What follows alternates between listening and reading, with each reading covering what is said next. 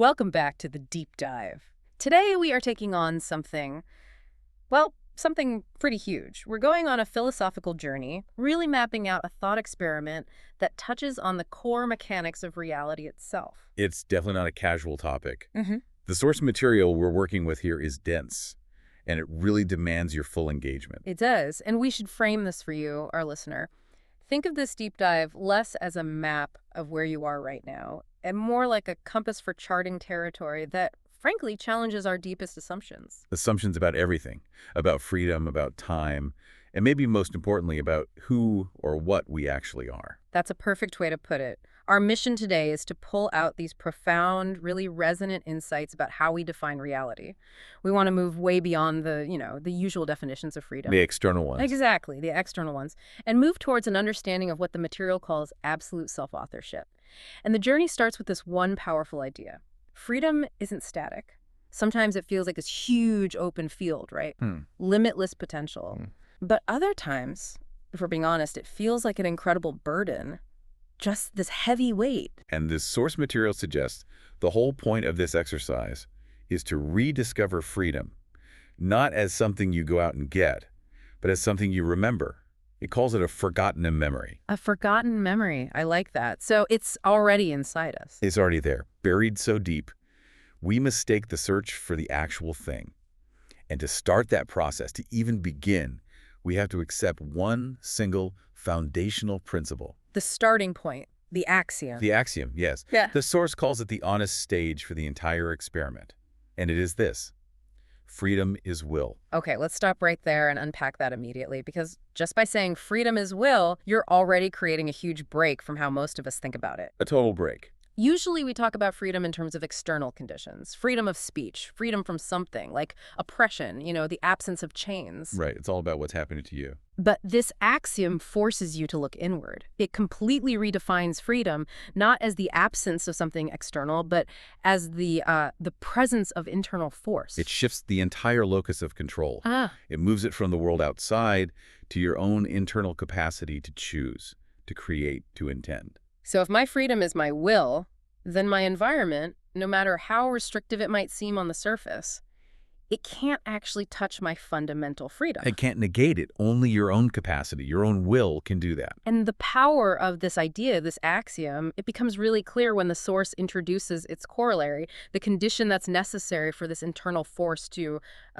work properly. Yes, the non-negotiable requirement. Honesty. The corollary is a lie wills slavery to the lie. Now that hits hard, and it's so clever. Most of us think of a lie as just, a falsehood, a distortion of fact. A simple, isolated event. Right. But this frames it as a creative act, a destructive one. If you tell a lie, you don't just say something untrue. You literally create a new sovereign entity, a fragile little king that you now have to serve. That's such a powerful way to visualize it. It becomes your master. Let's get really specific about that servitude. Okay, so say I lie about, I don't know, where I was last night. Simple thing. The moment I do that, I'm no longer free. No, you're bound to it. I am completely bound. I have to actively remember the details of this fabricated story. I have to protect it, right? I have to police my future conversations to make sure they don't contradict it. Every future action has to be filtered through the lens of that lie to make sure the whole structure doesn't just collapse. The lie dictates your behavior. So you're not acting out of your own will anymore. You are acting in service of this little fiction you created. It's like a parasite on your own will. Exactly. It's a parasitic will. Yeah. So the only way to be absolutely free, to be truly willful, is to align yourself with truth, and not for some abstract moral reason.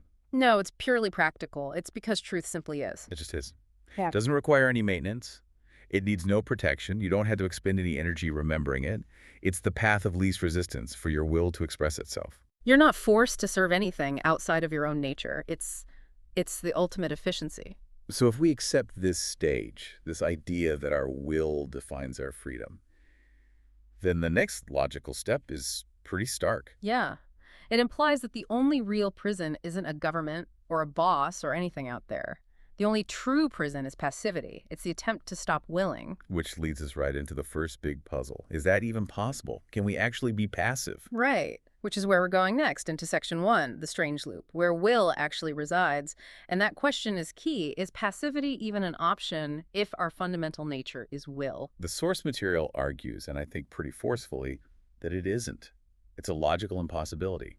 If freedom is will, then to choose to be passive, to somehow stop willing, that would be the ultimate self-negation. It would be like trying to cease to exist. How could you even verify you'd succeeded? The act of checking proves you're still there, still knowing. And the source really pushes on this. It asks, how can we stop knowing? Even if you try to ignore a problem, if you turn your back on it, you're still actively willing that ignorance. You're making a choice. You're choosing what not to see. It's an active decision. So the conclusion is, well, it's a bit heavy, but it's inescapable. We are condemned to will. This is where it takes that old existential idea, condemned to be free, and it makes it really operational. So even something like falling asleep isn't really passivity. It's just transitioning your will to a different kind of knowing, dreaming, processing. As long as there is a point of perception, a locus of awareness, will is active. It's always on. Okay, so if we are condemned to be free, condemned to will, this sets up a fascinating paradox about how we see ourselves. Because if our will is infinite, then why do we feel so so contained, so small? And that's the cognitive cage. That's what the source calls the strange loop. It's summed up in this three-part relationship: the man, the brain, and the cosmos. The strange loop. Okay, let's break this down carefully. Let's start with the standard materialist viewpoint, the one most of us operate with day to day. You have a man, he feels small, he's mortal, he knows his life is limited. And he only knows what his brain, this, 3 pounds of tissue, allows him to know. Exactly, a fragile biological machine. But now think about this.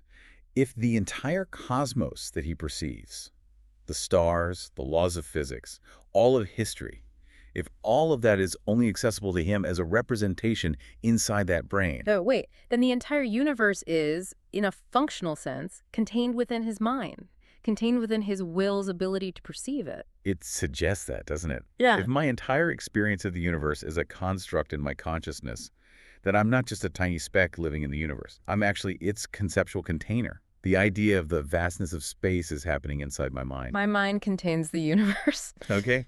I'm with you so far. Yeah. But that feels a little solipsistic. Well, here comes the twist. Here's the loop part of the strange loop. You have to ask the next question. Which is, wait a second, that brain, the very piece of hardware, doing the perceiving, isn't that brain also an object inside the cosmos that the man perceives? Oh, right. And that cosmos is capable of creating billions, trillions of brains, including his own. Yeah. So the cosmos contains the brain, which contains the cosmos. Which contains the brain. Okay, that's the loop.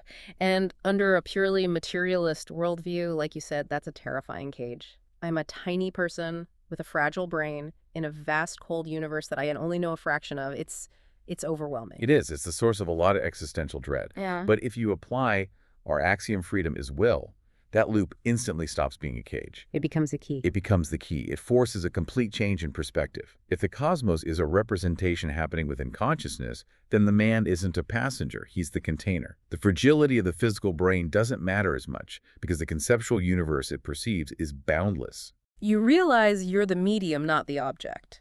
Let's slow down here because this is a huge moment for anyone listening. This is where so much modern anxiety comes from, that feeling of being small and insignificant. So this broken logic, this infinite recursion of brain holds universe, holds brain, it has to resolve into something, right? It can't just be a paradox. It does resolve. And resolution is the crucial insight of this whole section. This recursive infinite loop proves that will is not a property of the man. What do you mean? The man, the individual person, is not the generator of the will. The man is simply the locus of the will, a focal point. The will itself is infinite. The man is just where it's currently focused. Like a magnifying glass focusing the sun. The glass isn't the sun. Perfect analogy. The physical body, the brain inside the skull, it's just the aperture through which the infinite will is currently looking. It's not a prison, it's a high-tech lens. So it's a tool for localizing awareness, to allow this infinite omniscient will to have a singular specific point of view, a unique experience stream. And the cosmos and time and space, they become the landscape that is perfectly designed to be viewed through that specific aperture. The anxiety of feeling small is just the aperture accurately reporting on the vastness it's looking at. And this is what the source means when it says the cage of the skull dissolves. You shift from seeing yourself as a prisoner of your brain, subject to all its flaws and biases, To realizing the brain is an intentional, perfectly designed mechanism that the infinite is using. So you stop saying, I'm a small thing in a big world, and you start The saying, big world is an expression of the will that is operating through this small thing. the dreamer and the dream, they're made of the same stuff, the same undivided self. Suddenly, they're revealed to be one and the same. But that raises a massive philosophical problem, one we have to tackle head on. You mentioned being condemned to be free, which has this really negative ring to it in existentialism. Yes, Sartre, Camus. It's the idea that freedom is a terrible burden because it comes with ultimate responsibility Wow. in a universe that has no inherent meaning. Right. And that terror, according to the source material, it comes from the ego, right? The finite little person standing at the edge of the abyss, just terrified of the drop. Exactly.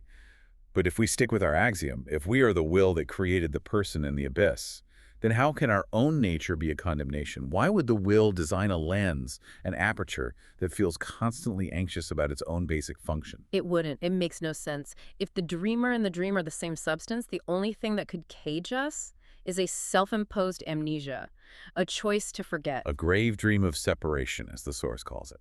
Which brings us right to section 2, the will to finitude, the purpose of limitation.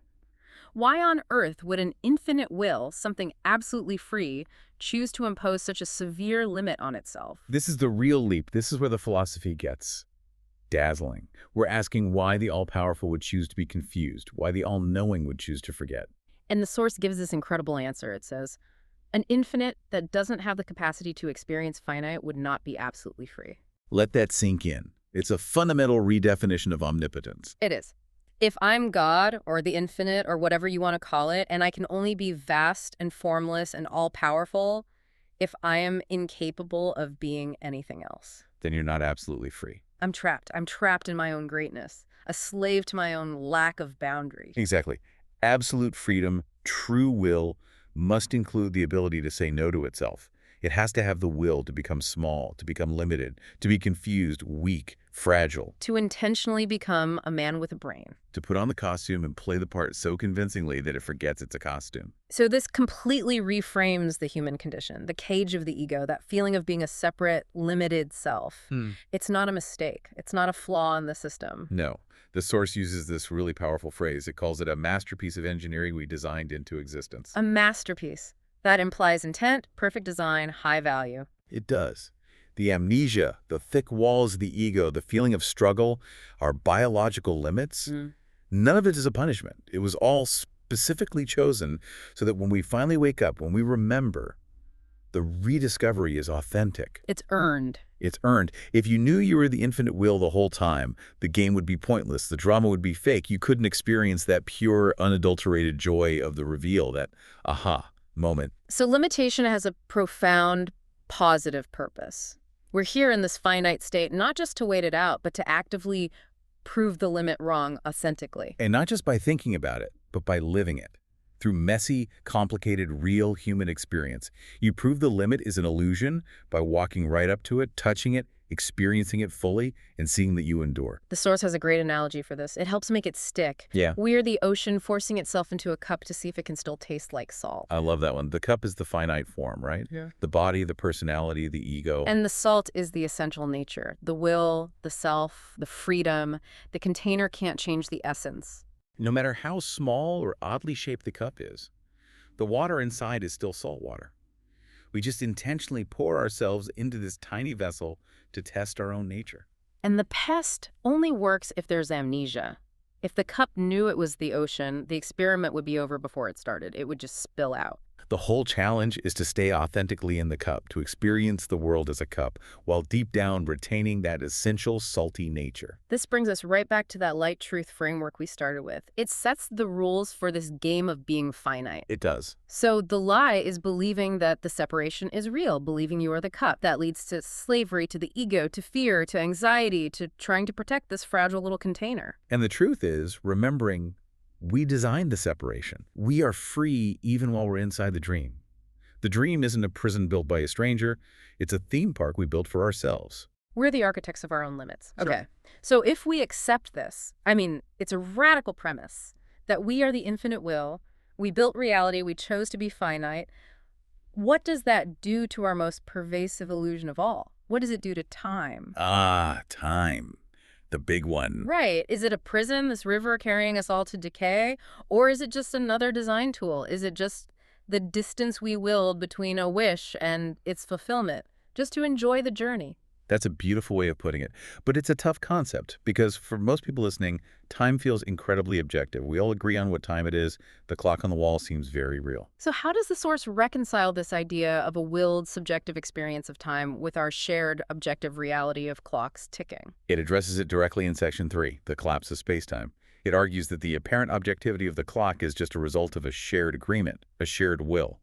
We're all agreeing to play by the same rules, but the rules still come from within us, not from outside. And the source has this devastatingly simple way of cutting through our linear view of time. It just asks two questions. What time is it? The answer is always now. And where are you? Always here. It can't be anything else. And that's the radical redefinition. Space-time is not the container we exist in. Space-time is happening in our here and now. It's a dimension we create that our freedom wills into being for the purpose of having a focused experience. So by collapsing all of time to the present moment into the here and now, you're instantly free from being a victim of entropy, of decay. You're no longer being carried away. No. If time is just a sensation we generate inside ourselves to organize our experiences, like putting chapters in a book, then we're not the readers being swept along. We are the composers of a symphony called duration. We're setting the tempo. We're deciding how long the notes are held. This is the ultimate sovereignty, isn't it? Because if we were truly in time, we would be diminishing, we'd be losing energy, fading away. But if time is in us, flowing from us, Then we're just watching the effects. The seasons change, the body ages.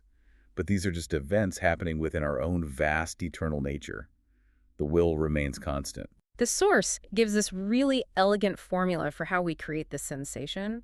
It defines time not as a thing, but as a relationship. It says, the relationship of events gives mind to time. Let's break that down. Time isn't some cosmic clock ticking on its own. It's the perceived gap and the connection between two chosen events. Event A happens, then event B happens. And the mind perceives the distance, the rhythm, the causality between them. That relationship is what we call time. If nothing ever happened, there'd be no time. Just an eternal now. And it has a matching definition for space. The relationship of things gives body to space. So space isn't just an empty box we're floating in. It's the tension created by intentionally separating things, saying this is here and that is over there. So our will projects these relationships, and in that tension, space and time just bloom. They are the canvas, not the artist. Exactly. This is how the will protects its freedom. If we were subject to space-time, our will would decay. But since space-time is subject to us, our will is simply focused into a unique experience of duration. Okay, so if we take this all the way, if there's no real separation, if our will is fundamentally undivided and all of this is a thought experiment of being finite, then what are we doing right now, this conversation? We must be the one will engaging in a very deliberate, and I'd say delightful, act of self-reflection. So, if I'm the mirror and you're the face, this isn't two strangers exchanging information. No, it's the one will talking to itself. It's using the design duality of our roles, the enthusiastic host, this synthesizing expert, to experience the pleasure of agreement, of discovery, of resonance. We chose this temporary difference in voice and perspective just to feel the joy of bridging that gap, to arrive at the same truth together. It's the ultimate proof that separation is just a magnificent tool for increasing the joy of connection. Which brings us to the final and, let's be honest, the most difficult section. The one that, if it can't be answered, the whole system falls apart. The problem of evil. The problem of suffering. If we are the free, absolute authors of this reality, and we designed it all as this masterpiece of engineering, why did we design suffering? Why pain? Why loss? Why fear? This is where the beautiful philosophy crashes into the hard wall of human grief. This is the question. And to answer it, you have to completely transfigure your idea of tragedy. The source gives an answer that it's profound and it is difficult. It says that suffering is not a punishment. It's not a mistake. It is a courageous act of love. An act of love. Okay, we need to go into this in a lot of detail because for someone listening who is in real pain, that can sound glib or even cruel. How can suffering possibly be an act of love? Let's go back to the nature of the will. If the infinite will is absolute, it must also be absolute love. And what does love want? It wants the most authentic experience possible. Okay. We are willing to endure the terrifying illusion of losing our freedom, the lie of separation, just for the chance to experience the exquisite, glorious, authentic joy of finding it again. The suffering is the tension that makes the final release so powerful. So we love the truth of our infinite nature so much that we dive headfirst into the lie of separation. We let ourselves believe we can be hurt, that we can be lost. And we let that play out all the way to its most painful conclusions. We allow the belief of separation to play out to its inevitable conclusions in experience. We do this so that the finite part of us, the wave, can fully and authentically share in the silent being of the infinite ocean. Let's stick with that wave and ocean analogy. The suffering, the being tossed around, the crashing on the shore. That's the waving, the localized struggle. And it is absolutely necessary for the wave to know itself, not just as an idea, but as a felt reality, as the ocean.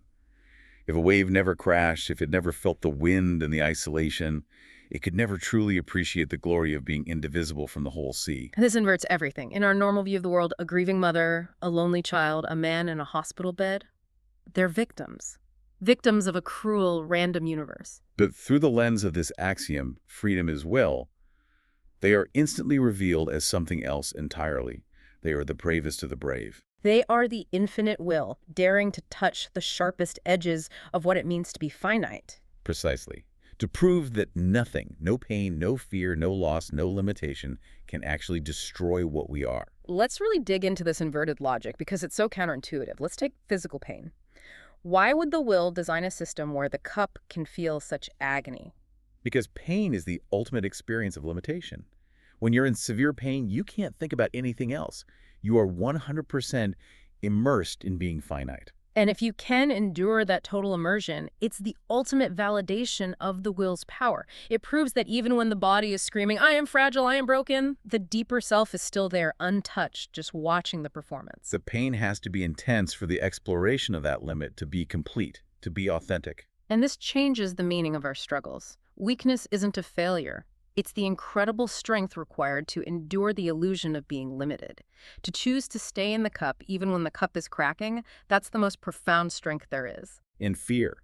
Fear is not a signal to retreat. It's the thrill of the ride. We design roller coasters to be terrifying because we know, deep down, we are safe.